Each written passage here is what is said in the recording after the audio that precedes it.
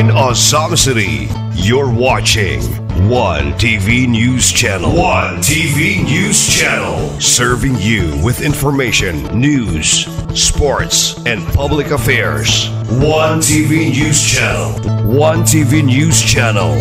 Serving you with love. Ang telebisyong pangmasa. One TV News Channel. One TV News Channel.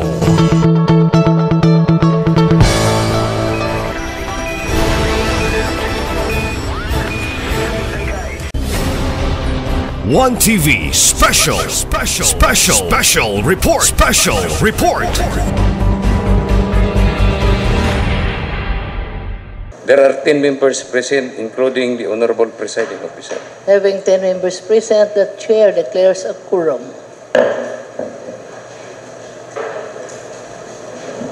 Once again, good afternoon. May I request the Honorable Majority Floor Leader for the order of business. Thank you, Honorable Chair. Good afternoon. Good afternoon, everybody. We have no guests or visitors availing of the People's Hour, Honorable Chair.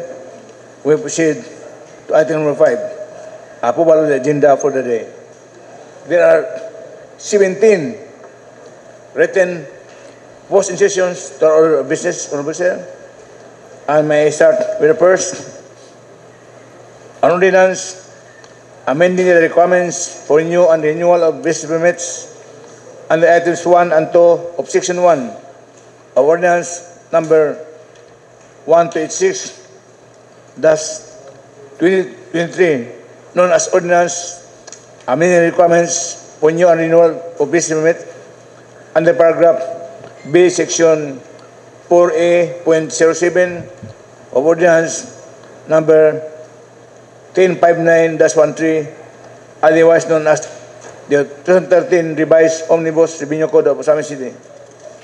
The second written request for insertion is the letter of our City Administrator, Ma'am Karen Nigo, for us to endorse the request to open a new route, transportation route from Osamis to Tangub to Kapatagan via Pangalbi Bridge and vice versa. The third written request, Honorable Chair, is a request for us to pass a resolution approving the Run After Contribution Eviders campaign in Osamis City by the Social Security System on 13 December 2024. The fourth written request is for us to enact a resolution approving the annual Provincial Summit Conference of Kapatid Mentor Me Program Alumni on 19 December 2024 by the Department of Trade and Industry at the Royal Garden Hotel, Osamis City. The fifth written request is for us to pass a resolution approving the tax seminar dialogue on the use of constructive affixture of documentary stamp as proof of payment of documentary stamp tax and revenue memorandum circular number 100-2023 year-end adjustments and other tax updates on 27 November 2024 by the Bureau of Internal Revenue at the Royal Garden Hotel, Osamis City. The sixth written request is for us to enact an ordinance. This is an ordinance of the Barangay Council of Malaubang, ordinance imposing taxes, fees, and charges pursuant to the provision of local government code and providing penalty for violation thereof. The seventh request is also an ordinance from the Barangay Council of Malaubang, ordinance authorizing the City of Osamis Occidental to issue barangay clearance and collect expanding barangay clearance fee in the application for any basis-related transactions subject to the remittance of the opposite fees to the barangay and the conditions hereunder. The eighth request is for us to enact a resolution approving the aerodrome rescue and firefighting basic training program by the Civil Aviation Authority of the Philippines at Osamis Airport on December 9 to 13, 2024. The request number 9 is for us to pass a resolution approving the division federated PTA officers consultative meetings in schools by the Department of Education starting on 1 December 2024 in 58 schools in Osamis City. The number 10 written request in session is for us to enact a resolution authorizing the local executive, Honorable Henry A. Pominar Jr. to enter into and sign on behalf of Osamis City the Memorandum of Agreement with the Philippine Business for Social Progress Incorporated for the implementation of the Advancing Client-Centered Care and Expanding Sustainable Services for TV program. Number 11, written request is a resolution approving the Port Management Advisory Council meeting by the Philippine Ports Authority on December 6, 2024 at the PPA PMO Osamis Occidental Osamis Function Hall. Number 12, request is a resolution approving the quarterly distribution of the Community Association's monthly statement of accounts and General Assembly by the Social Housing Finance Corporation in Barangay Pulot, Osamis City on December 6 to 7, 13 to 14, and 2021, 27 to 28. The 14th written request is for us to enact an ordinance providing for an economic stimulus to Osamis City. Number 15 written request is a resolution authorizing the local executive to enter into a contract for the construction of Barangay Tabid water system located at Barangay Tabid, Osamis City, and perform all acts for the implementation of the project funded from the construction, repairs, improvements of local barangay water supply system program of the 20% development fund of our official ordinance number 1-2024.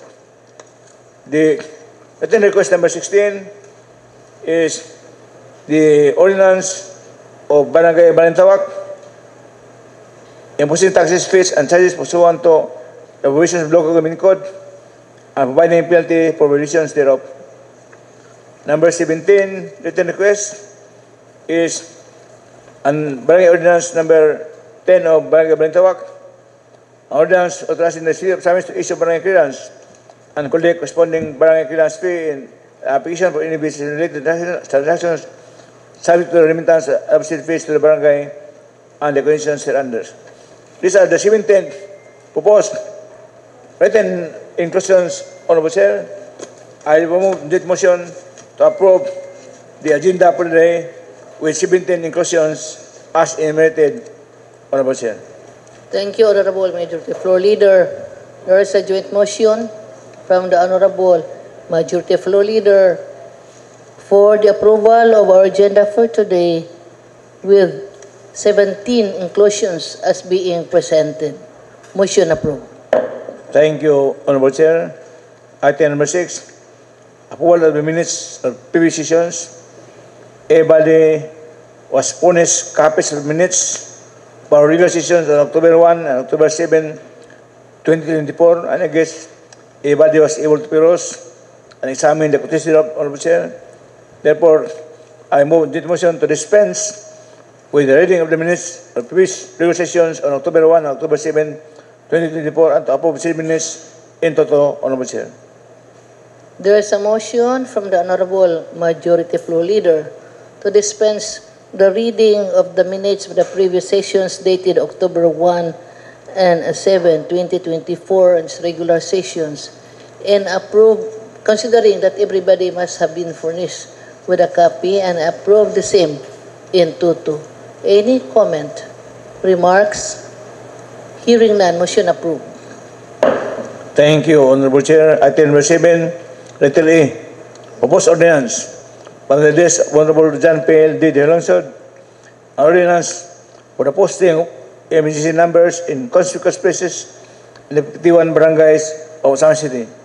And here to the sponsor of this ordinance, Honorable Dan Pedro Langsod, to introduce and recommend action on this ordinance, Honorable Chair. The Honorable John Felduhay Lungsod is now recognized by the Chair for the appropriate motion. Thank you, Honorable Majority Floor Leader and Madam Chair.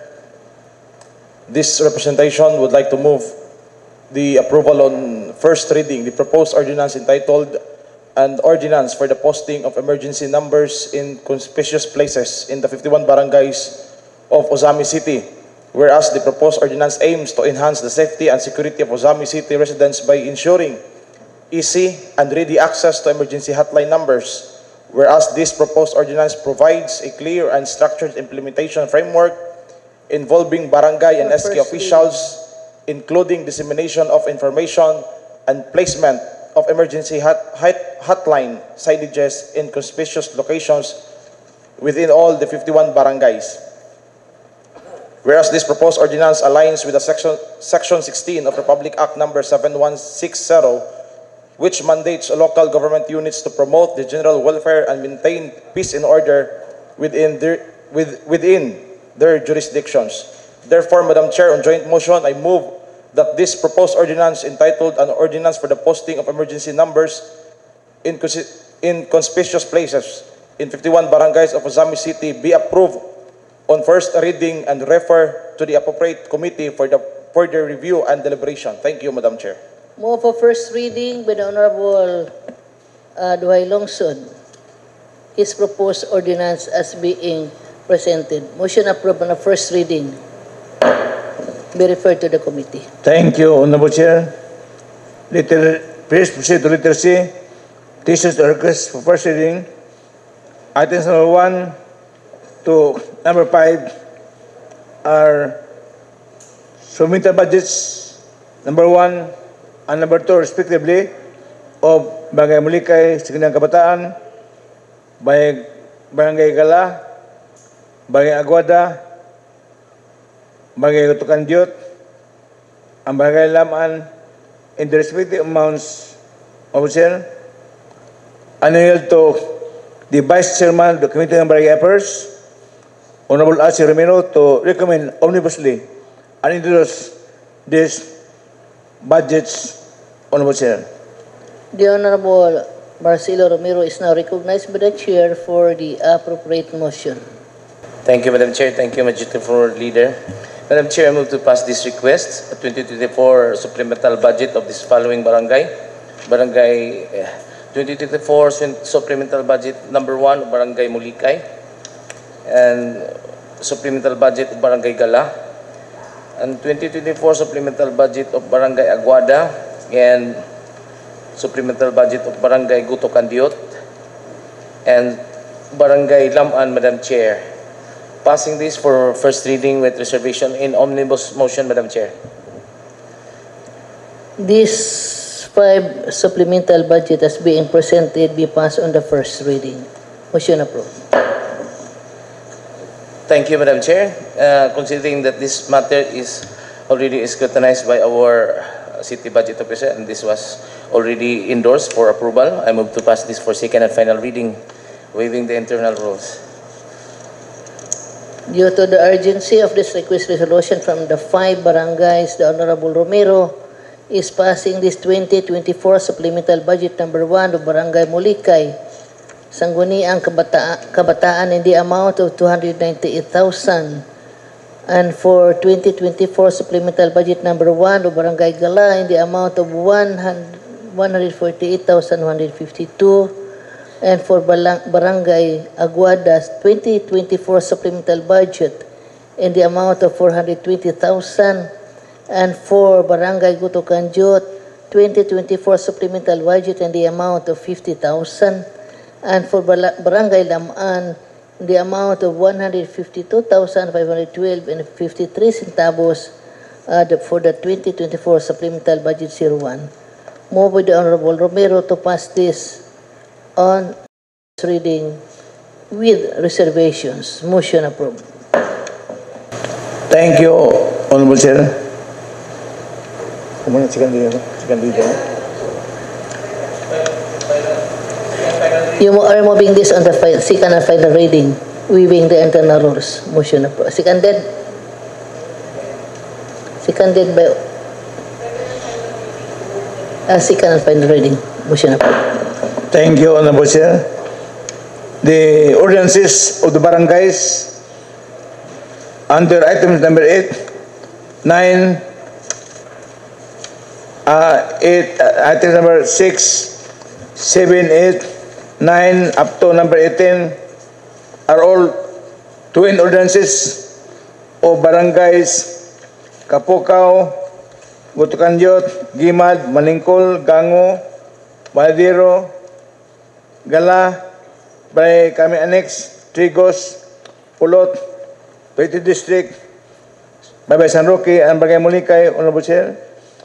And these ordinances are being passed by the barangay pursuant to our guidance to impose, to enact an ordinance regarding the barricades as well as other fees imposed by the barangay for the guidance of its constituents, Sir, and we intend to include this barangay ordinances in our committee hearing this coming Thursday, November 28, because if I may, Honorable Chair, the barangay ordinances imposing fees and charges are supposed to be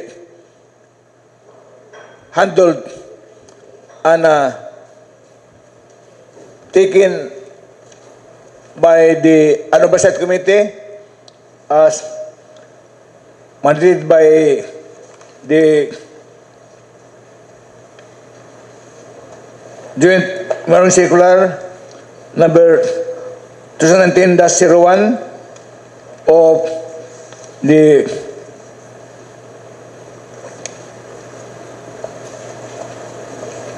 DLG and the Department of Finance and also the BLJ, Bureau of Local Government Finance Memorandum Circular number 20-2019 on September 2019, but unfortunately, there was no functioning oversight committee on oversight up to this moment, which will review barangay ordinances imposing fees and charges. In fact, in the past, our secretary has stated our treasurer, who is supposed to be the co-chairman of this oversight committee, to review the share ordinances, but I guess the office of treasurer is very busy and it was not returned to its August body for our action. So, it can also be, there's also no mandate today my committee, the Committee on Laws, Rules and Style, to conduct a review as specified by the Bureau of Local Government Finance. So, we deem it proper to conduct public hearing to tackle all these ordinances from our guys, and we invite thereby the members of the supposed to be oversight committee, the city treasurer, the budget officer, the accountant, the CPDO, and also includes the city council secretary. So we encourage invitation the legal officers, the two legal officers of the LGU, the Attorney Cass and Attorney Panses, to assist us in the committee hearing this coming Thursday, November 28, 2024. I urge my colleagues to review the barangay ordinances to hasten the proceedings para madali ta. Kaya usually, ang ilang mga fees may coincide sa atong uniform fees ordinance nga gi-sponsor ni Honorable Cecil ko nga is now due for second reading sa City Council. So, ang atong kita na kung naay mga fees nga wala sa atong ordinance nga ipopose, then the City Council is duty bound to review. That's why I urge this August body, the joint committee members, the Committee on Laws, Laws and Style, Committee on Finance and Operation, Committee on Barangay Affairs, and Committee on Trade, Commerce, and Industry to review the barangay ordinances para madali atong pagtakol karong Thursday. So, atong tagisaon kada barangay, kung wala objections, kaingon na po sa laing barangay. So, ako nang information officer kay lakang barangay sa ato itakol karong Thursday. So, I hope may sinandaan ba para madali ta. Kay, kung di sinandaan, we might tackle about more than 30 ordinances. Di tayo magdayo dali. So, with that, Honorable Chair, I will proceed to the recommendation. I move that all these prior ordinances, which we hope to include this coming Thursday in our public hearing, be approved on the proceeding and be referred to the appropriate committees, Honorable Chair, and which will be heard public hearing this coming Thursday, November 28, 2024, Honorable Chair. On joint motion. There is a manifestation of the Honorable Majority Floor Leader on joint motion that ordinance is being presented by the 6 to Honorable 18. 16? Item number 6 to 18. Item 6 to 18 be included, be passed on first reading and be included on the next session. Any comment? Remarks? The honorable motion of the Honorable Majority Floor Leader is being passed. Approved. Thank you, Honorable Chair. Leader D. Messages Communications, number 1, Resolution number 762-24 of the Supreme Legal, resolution approving the ordinance number 1311-24 of the Supreme Court of Samis, ordinance setting guidelines and procedures for out-of-court acquisition of real properties by local government of Samis and creation of Samis City Appraisal Committee defining its functions and purpose. I would like to recommend that this resolution recommending of Samis Oriental be duly noted in the City Council with thanks, Honorable Chair. So we proceed to item number 2. Items number 2, number 3, and number 4 are all audit reports of Barangay Ginguna, Barangay Kapukaupe, Labinay, Tabid, and Babaitan po, and as well as Barangay Tapan. I urge my colleagues to review these audit reports, and these are available at our Secretary upon demand, because I remember in the past that we were able to review the audit reports of Barangay, and we discovered one audit report which indicates abuse of authority and irregularity in the financial practice of the barangay. So I urge you to review this audit reports of Ginguna, Kapukaw, Labinay, Tawid, as well as Barangay Tapan. Basta na makita nga mga irregularity nga the City Council has an oversight function to investigate or whether this needs an administrative action to be heard and determined by this august body as a quasi-judicial court. So with that, Honorable Chair, in the meantime, I recommend that these audit reports be duly noted in records of City Council. Thank you, Honorable Majority Floor Leader. Manifested by the Honorable Majority Floor Leader that we are in receipt of these messages and communications.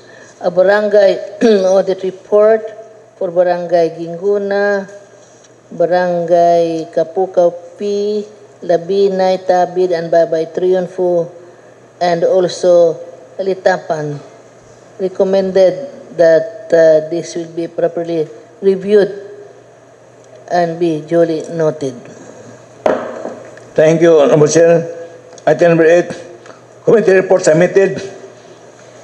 Before us is a joint committee report dated November 11, 2024 of the Committee on Laws, Laws and Style Privileges, Committee on Finance, Aviation, Committee on Barangay Affairs, and Committee on Trade, Commerce, Industry on 2 ordinances.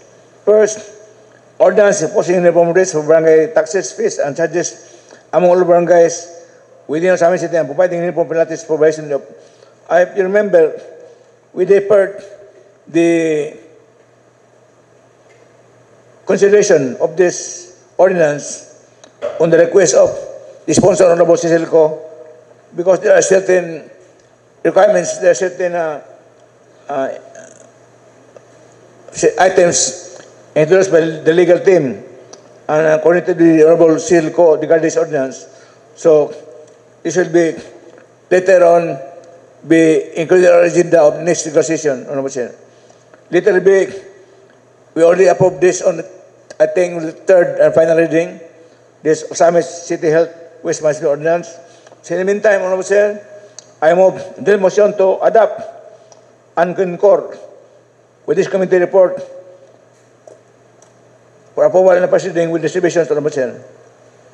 Move with the Honorable Majority Floor Leader that this committee report be a Committee on Laws, Rules, Styles, and Privileges, Committee on Finance and Appropriations, Committee on Barangay Affairs, and the Committee on Trade, Commerce, and Industry be adopted. Any comment? Remarks? Hearing none, motion approved. Thank you, Madam Chair. Due to the existence of public service and also the amount of public interest, I move this motion to adopt and concur with this committee report for approval and second and final reading, waiving the internal rules, Honorable Chair. For public interest, the Honorable Majority Floor Leader is passing this committee report on the approval of the second and final reading, waiving the internal rules. Any comment? Remarks? Hearing none, motion approved. Thank you, Honorable Chair. We proceed to item number 9, calendar of business. Please proceed to letter C, assigned business whereby we have 17 approving sessions, Honorable Chair. I may start with the first approving session. An ordinance amending the requirements for new and renewal of business permits, and the items 1 and 2, Section 1 of Ordinance number 1256, 2023, known as the Ordinance amending the requirements for new and renewal of business permits, and paragraph B, Section 48.07 of Ordinance number 1059-13, otherwise known as the 2013 revised Omnibus Revenue Code of Osamis City. Honorable Chair, with the kind indulgence of the other committees, I move the motion to approve this ordinance on the first reading with reservations, Honorable Chair. Move for first reading with reservations. Motion approved.